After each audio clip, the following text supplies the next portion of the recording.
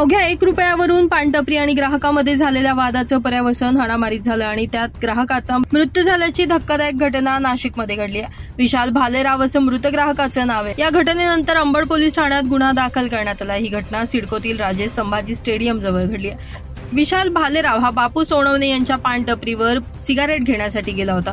यावेळी त्याला सिगारेटची किंमत 11 रुपये सांगण्यात आली। 10 रुपयांची सिगारेट 11 रुपयांना का विकतो यावरून दोघांमध्ये वाद झाला। यानंतर या वादाचं पर्यावसन मारामारीत झालं। त्यामध्ये विशाल भालेरावच्या डोक्याला गंभीर दुखापत झाली। यामुळे त्याला खासगी रुग्णालयात दाखल करून उपचार करण्यात आले। यानंतर विशाल घरी आला आणि त्याचा मृत्यू झालाय। मारहाणीमुळे त्याचा मृत्यू झाला की त्यामागे आणखी काही कारण आहे हे अद्याप स्पष्ट झालं नाहीये। प्रेताचं शवविच्छेदन पूर्ण झालं असून त्याचा अहवाल आल्यानंतर खरं कारण समोर येईल असं पोलिसांकडून सांगण्यात आलंय। मात्र घडलेल्या या घटनेमुळे नाशिकमध्ये एकच खळबळ उडाली आहे।